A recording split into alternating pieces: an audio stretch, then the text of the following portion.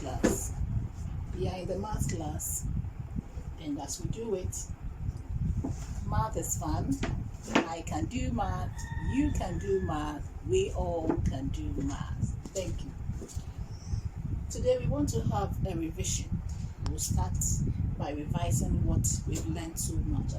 We've learned so far, As I always say, we start from the new, what we know. So we will start with a quick mental. Get your books, get your pens, and we are going to have this mental. Within 10 minutes, tick-tock, you should be done. 1.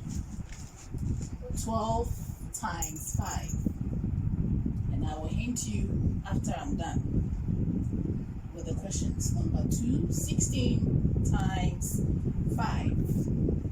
Number 3, I have 14 times 5. Number 4, I have 12 divided by 1. Number 5, I have 7 times 9. Number 6, I have 29 divided by 29. Number 7, I have 19 times 2. Number 8, I have 39 times 3. Number 9, I have 18 times 3. And number 10 here will be 14 times 2. Now looking at it carefully, we did some mental mathematical strategies last term, remember? So looking at the first one, 12 times 5, we think of halving and doubling. When you're multiplying a number by 5, as I taught you, and you can see the number can be halved, you halve the first number and you double your 5. So I will hint you with your mental. The first one, I'll use the first one as an example. So in this case, I will halve my 12. I know that 6 plus 6 will give me 12. So all times 5. Now take half of 12, which is 6. So 6 here, then I will have to double my 5. You know how we do it. Double is adding the number to itself. But when we talk about square numbers, that is whereby you multiply the number by itself. I'm talking about doubling. So I will halve my 12, which is 6. So half of 12 is 6. Then I will double my 5, and that will give me 6 times 10. And immediately it is what? 60. The fastest way to work in mental problems. So you need to get your strategies right. So we are revising the strategy. So everything you see here has a strategy you should apply, or a method that will make it easier for you. Number 2 is 16 times 5. You can see halving and doubling there. 14 times 5 is also halving and doubling. Now 12 divided by 1.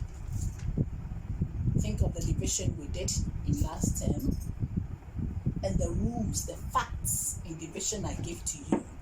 You can see here my 12 is my dividend and my 1 is my divisor. When divisor is equal to 1, then dividend is what? Equal to quotient. Do you remember that fact? So 12, any number divided by 1 is the same number. So in this case, the answer is already what? 12, because any number divided by 1 is the same number. Dividend is 12, divisor is 1. So whenever divisor is 1, then dividend is equal to quotient. You can see from here that this is my dividend, that is my divisor, and this is my quotient. So whenever divisor is equal to 1, dividend is equal to quotient. When I come here, number 5, 7 times 9, 7 times 9, multiplying a number by 9. Think of the number times 10. Think of the number times 10, and you subtract the number from it, from your results, not 9. So now 7 times 9, I will think of 7 times 10.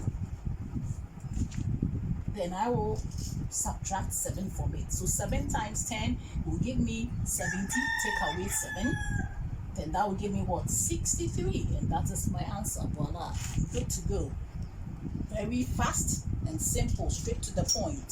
So this is multiplying a number by 9.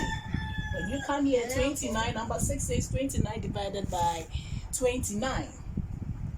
When dividend is equal to divisor, think of the fact I give to you. What do you think the answer will be? A number divided by itself. I will leave that to you to work it out. Now 19 times 2. Number 7 says 19 times 2. Multiplying a number close to a multiple of 10. Do you remember that? You can see 19 is here. From 19, I will move to what? 20. From 19, the next multiple of 10 is 20. That means 20 take away 1. We all agree 20 take away 1 will give me my 19 back, right? So 20 take away 1 all multiplied by 2. Multiplying a number close to a multiple of 10. Now 20 is very close. It's a multiple of 10, very close to 19.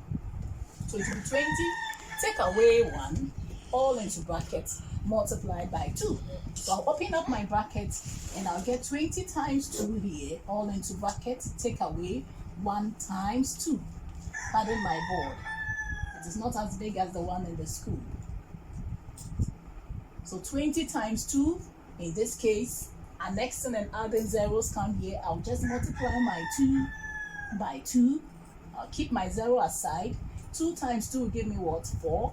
Then I will add my 0. I have only 1 0 here, so that will give me 40. 20 times 2 will give me 40. We all agree. Take away 1 times 2 here will give me what? 2. So now 40. Take away 2 will give me what? 38. And that is it. Multiplying a number close to a multiple of 10. So I have 39 times 3 here. So in this instance, 39. It is very close to a multiple of 10. And what is that multiple? 40. So in this instance, that would be what? 40.